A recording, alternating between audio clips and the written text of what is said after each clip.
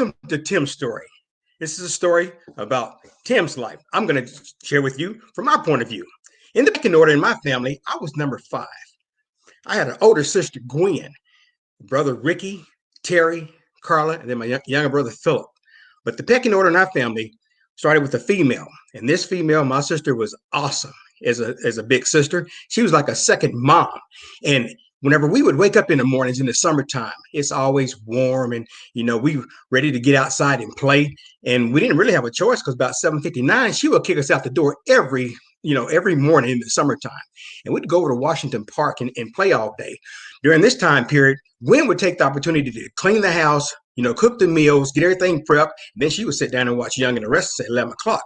She didn't know we knew that. But anyway, we got to stay at home at sometimes. But anyway, we'd go to the park over at Washington School. And the city of Shawnee at that time had a program. It's called Parks and Recreations Department. I think we may have brought it back by this point.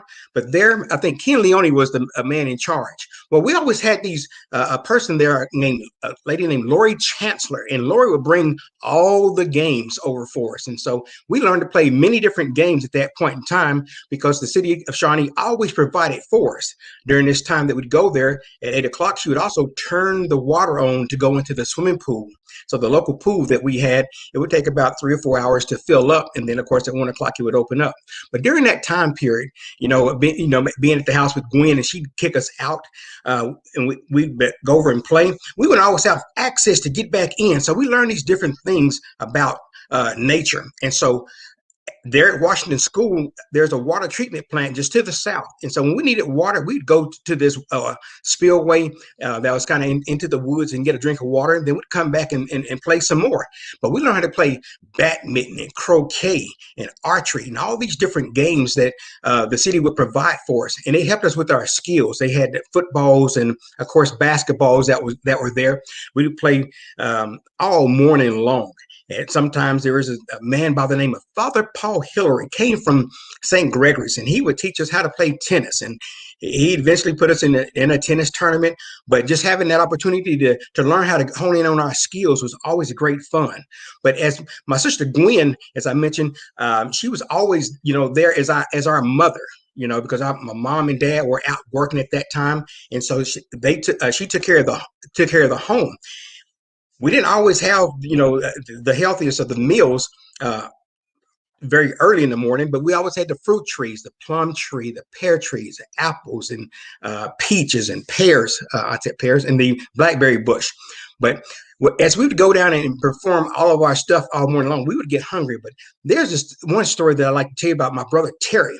Terry would take a coffee can, stuff it, and back in the day, a coffee can was really a can, aluminum. He would take it, fill it up with paper, set it on fire, which would heat up the can. And then we would put bologna on that can to cook our bologna. And so in case you don't know when to turn over fried bologna, it's when it bubbles in the middle. Some folks don't always have that experience in life because you may not have had bologna before. But we eat that bologna, and Terry was very innovative in the things that we would do. He was very creative, but he was also the one that was always, really good at all the sports that we played in. He's a great athlete, but his mind worked at a whole different level. And so whenever we'd go down and play play all the sports and all the kids from the neighborhood would show up, and sometimes kids from other neighborhoods would come over and play with us. It was just an awesome time that we got to come together in the morning time, 8 o'clock. I'm not for sure kids do that nowadays, get up and be pushed out the house by 8 o'clock, but we'd go over and play many games. And just having the fun times of our life, the races. And that was always the great thing about being there in Black Mansfield. We'd line up and we'd run probably 10 to 15 races a day, and just seeing who had the most speed. And I was not the fastest in my family by no means whatsoever. I had cousins who could always just fly. Roger McLean and Galen McLean. Those guys could really run. They weren't the only ones. Kerry Brandon would come and visit with us in the summertime as well. but we get out there and play our games all day, just all day long. But go home and have some lunch and right around. But we still couldn't go inside. But I remember back in the days whenever we were really thirsty and we didn't go to the water spout there at the water treatment plant, we'd go home and we'd turn on the water hose and we would drink from the water hose. I think that's not legal to do today or not suggested by the CDC, but I made it out alive and I'm still here. And so we would drink water, which was always good for us and, good to us. We also had the opportunity um, to reminisce, throughout the family. And one of the stories I can remember very well, we were a church going family. We went to church on most days that ended with a Y. And this one Friday night, we asked, can we not go to church? And my parents kind of allowed us not to go to church. But they said, no church, no TV. So they took the extension cord. The extension cord, of course, without that, there's no way possible to watch television because the television was set too far away from the outlet. And of course, back in the days, we didn't have, multiple outlets in a room. We had two outlets in this room where the TV was. And so we couldn't watch TV. So we sit there and contemplated what to do. Well, that was about the first week in 1972 or 73. And my brother Terry's birthday had just passed. And he got this tape recorder for his birthday. I don't know if it was something that he purchased for himself or if my parents bought it, but Terry was a hardworking person, so he always had money, and I don't know, I think he may have bought it himself at Radio Shack. But that night, what we did was we picked up the television. It took about three of us, or maybe four of us, to move the television over. We plugged it in at 7 o'clock on NBC. Guess what came on at that time? Sanford and Son. One of our all-time favorite shows, probably as a family, but definitely Terry and I really enjoyed it and, still watch it today. Well, what had happened was that we watched the episode and Terry used his tape recorder and he recorded what was being said and could replay it later. I guess it's probably how he got his start in comedy or wanted to be a comedian, but we got a chance to listen to it again. One day during that week, the following week, my dad heard it and he said, "Hey, what you listening to?" And, of course, it's Sanford and Son, and Dad knew it. He knows Rollo and Grady and Esther, and he heard this, and he said, "Huh, when could you have recorded that?" Because he only had it a week, and it was only one Friday that we didn't go to church. And, Dad did some deduction and realized, hey, my brother had taken that opportunity to watch Sanford and Son. It was just him. We all watched Sanford and Son, but Terry recorded it. That was the evidence. We did not destroy the evidence, which we see all the crime shows today. It tells you to destroy the evidence, but that was something that we did not do. But anyway, that was a kind of a fun time back at that time. Also, we grew up throwing newspapers. And so as time, goes on, we have our own funds. We have our own responsibilities. We get up early in the morning. And this one particular time, my brothers were, Ricky and Terry, ended up getting into it ended up being, it seemed like a wrestling match. Terry was a pretty good wrestler, and Rick was a great athlete, long and slim. And all of a sudden, they're on the floor wrestling, and they're not really wrestling. I think they're fighting at this time. But Terry's not. They're not throwing any punches. Terry's just putting these moves on him, and he's holding him. And it was one of the funniest things I'd ever heard before in my life. And at that point was, Terry's on top. If we're counting points, he may have racked up 16, 20 points over Rick with the takedowns and near pins and so forth. And then, I know he's getting tired. And Rick finally said, "Hey, you give up? You give up?" Terry's on top, Ricky's on the bottom, and Ricky is asking Terry, "Do you give up?" Anyway, I just found that to be kind of one of the strangest things that happened. But it just goes to define Rick. Rick is always, he's a good administrator, a good controller. Terry, like I say, just a great athlete, does many, many great things. But I'm like, man, how in the world can you have the audacity to say, "Do you give up?" And you're the one that's not in control.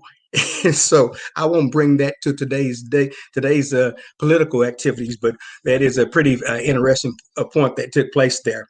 And so my sister Carla, was there, and my younger brother Philip, he was not on the scene just yet. He came a year later, or maybe he was born and was still just a baby, but he didn't have all the same interactions that the other top five of us did. But growing up in our house, everything was, everything had a place, everything had an order. Gwen loved her peace, loved watching, like I say, Young and the Restless, and then we'd flip over and watch All My Children. I think I'm in the same household, but these stories from back in the 70s and the things that were going on, in the world, and how they influenced us, and and how we influenced the world. But one thing that we made sure of is that we lived in peace. We understood that once Gwen spoke, that was the spoken word. That's what we were listening to. That's it. We didn't have a whole lot of options to do too many other things. And so at one particular time, I recall Gwen was, she told me the story was a little bit different than how I remember, but she was making some cake, and I kind of dipped my finger into the batter. I took off running. Now, she said there was something else caused this to happen, but anyway, she wasn't really happy about it. So the first thing that she found that she could throw at me, she just, she slung it. And so as I was running through the kitchen and finally made the doorway, I heard something go behind my head, and pow, it stuck. And I looked back, and the knife was stuck in the wall. I'm like, wow, God is good, because that didn't hit me. Besides, it had to turn another revolution for it to stick into the wall. So if it had hit me, the 18 inches out where I was, and it wouldn't have stuck. But the good news is it did not hit me. But we still talk about that. Here we are 50 years later since the time that has happened. But it was very interesting that, I learned early, you don't mess with a sister in the kitchen. Okay. And she always, prepared our meals, and she did the job of a mother. I mean, as young as she was at that time, and so just having the ability to grow up in a family that always was, there loving one another. The thing that was really interesting is that we didn't hear that word "I love you" all the time. Mm-mm. We didn't get those attaboys and those pats on the back. It was the things that were expected of us. And so growing up at an early age, we understood what's expected. When we lined up at Little Olympics, okay, we didn't get a speech, and I never heard anybody in my family say, "Look here, we expect you to go out and win this race." Mm-mm. No, we had a dad who just had a chin, and that chin would, go up and down, and he was just saying, "You got this, you got this." And so, Ricky won a golden track shoe, Terry won a golden track shoe. Terry may have won two. I think I have two.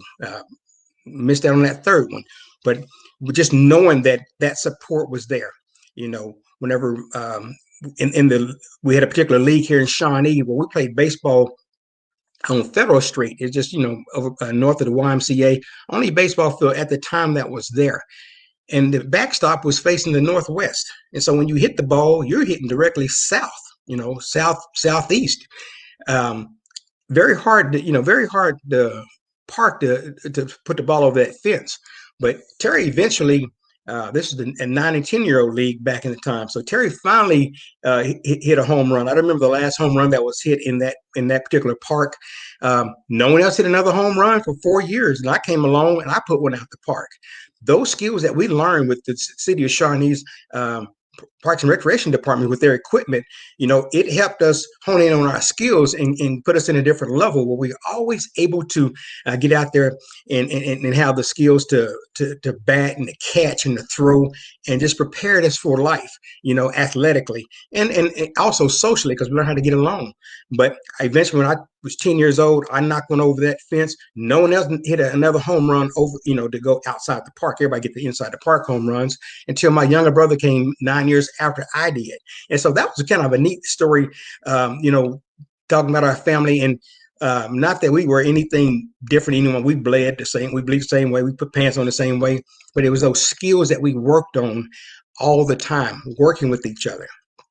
And so the competition was always there. And we always knew that, we could always depend on one another to get better, to practice. So I would run around with Terry and his friends. But, as we continue to go through through Tim's stories, I'm gonna be able to share some more stories with you of some things that have happened, some records that still set today, some of the social issues that we went through.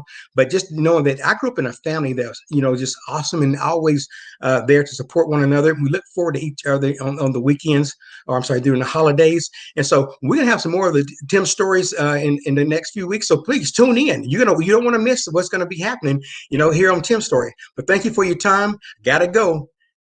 See ya.